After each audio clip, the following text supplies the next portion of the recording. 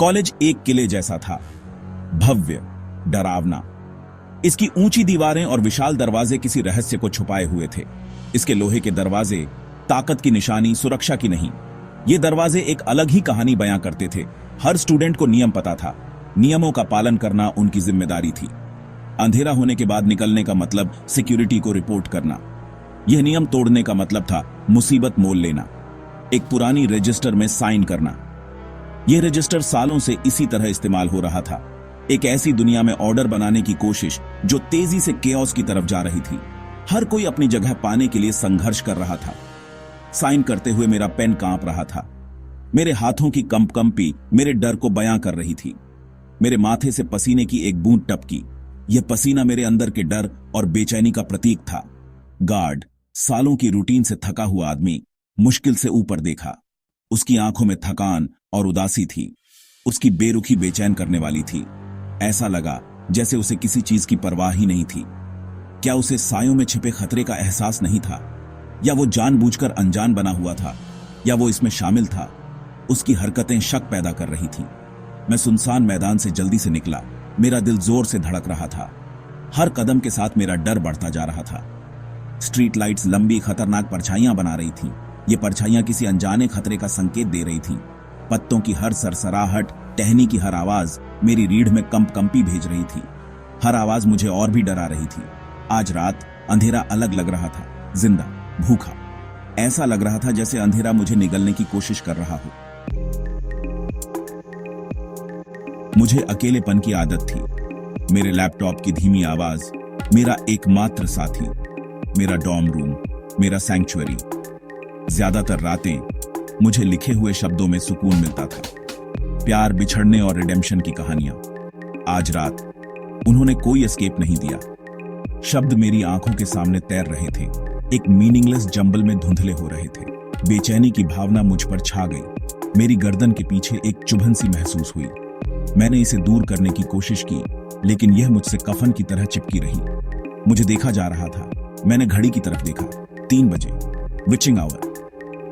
अंधेरी window में मेरा reflection मुझे मजाक उड़ाता सा लगा। डर में रियलिटी को बिगाड़ने, परछाइयों को बढ़ाने का एक तरीका था, या यह दूसरी तरफ था? अगली सुबह कैंपस पर सन्नाटा छा गया। हर कोई इस अजीब सी खामोशी को महसूस कर रहा था। फुसफुसाते हुए मेरे पीछे एक साये की तरह चले।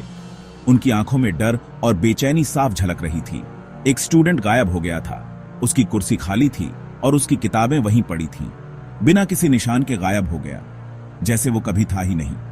अधिकारियों ने इसे एक प्रैंक, एक मूर्खतापूर्ण एस्केपेड कहकर खारिज कर दिया। लेकिन हम सब जानते थे कि कुछ और था। लेकिन मैं बेहतर जानता था। मुझे पता था कि कुछ गड़बड़ है। हवा में डर साफ महसूस हो रहा था। हर कोई सहमा हुआ था। उस अंधेरे को न मानने का एक साइलेंट एग्रीमेंट जो हमारे जीवन में रिस गया था। लेकिन वो अंधेरा अब और गहरा हो रहा था। लेकिन मैं इसे इग्नोर नहीं कर सका। अब और नहीं, मुझे कुछ करना था। मैंने गायब स्टूडेंट की आंखों में डर देखा था। वो डर अब मेरे सपनों में भी आने लगा था। वही डर जो अब मेरे जागते हुए पलों को सता रहा था।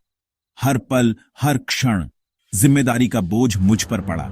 मुझे इस रहस्य को सुलझाना था, किसी को कुछ करना था, और वो कोई मैं ही था। लेकिन मेरी बात कौन मानेगा?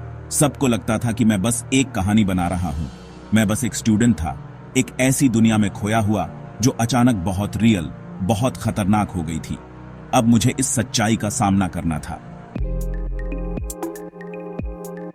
मेरी वार्निंग्स बहरे कानों पर पड़ी। अधिकारियों ने मेरी चिंताओं को पैरानोया, एक परेशान दिमाग की बकवास कहकर खारिज कर दिया। उन्होंने मेरी इंसोम्निया, दवा पर मेरी निर्भरता की ओर इशारा किया। उन्होंने मुझे अनरिलायबल, अनस्टेबल करार दिया। लेकिन मैं चुप नहीं रहूंगा। मैं गायब हुए स्टूडेंट के लिए, अपने लिए, सच्चाई खोजने के लिए यह करने को बाध्य था। मैंने अपनी इन्वेस्टिगेशन शुरू की, क्लूज को जोड़ते हुए, लीड्स का पालन करते हुए। मैं जितना गहराई में गया, सच्चाई उतनी ही भयावह होती गई। मेरी जिद ने मुझे निशाना बना दिया। फुसफुसाते हुए इल्जामों में बदल गए। मैं एक पराया बन गया, उन्हीं लोगों द्वारा बहिष्कृत किया गया जिनकी मैं रक्षा करने की कोशिश कर रहा था। लेकिन मुझे इसे पूरा करना था, भले ही इसका मतलब अकेले अंधेरे का सामना करना हो। रियलिटी और नाइटमेयर के बीच की रेखा धुंधली हो गई। नींद ने कोई राहत नहीं दी। केवल फ्रैगमेंटेड इमेजेस, मेरे सबकॉन्शियस से क्रिप्टिक मैसेजेस। मैंने दीवारों को बंद होते हुए महसूस किया। सस्पिशन का बोझ मुझे घुट रहा था। मैं अपने ही दिमाग में कैदी था, सायों से परेशान, डाउट से तड़पता हुआ। क्या मैं सैनिटी खो रहा था या सच्चाई मेरी कल्पना से कहीं ज्यादा भयानक थी? हर बीतता दिन मुझे किनारे के करीब ला रहा था।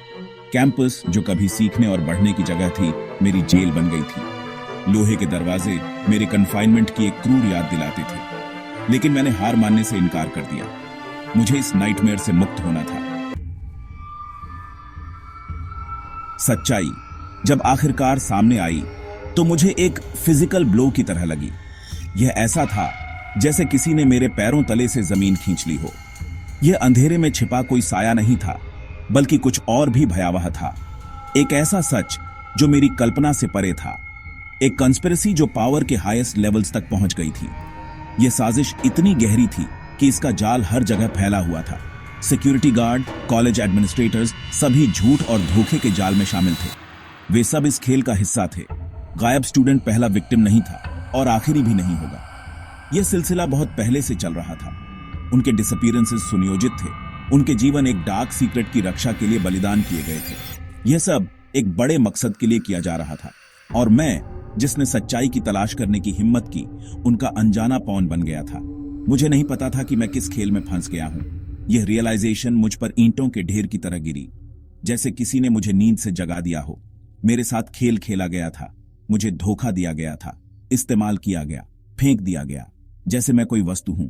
सच्चाई का बोझ बहुत ज्यादा था, लेकिन यह लिबरेटिंग भी था। यह जानकर कि मैं अब अंधेरे में नहीं हूं। मैं जानता था कि मुझे क्या करना है। मुझे इस साजिश का पर्दाफाश करना है, सच्चाई का पर्दाफाश करना है, चाहे उसकी कोई भी कीमत क्यों ना हो। यह मेरा कर्तव्य है, भले ही इसका मतलब सब कुछ कुर्बान करना हो। मैं पीछे नहीं हटूंगा।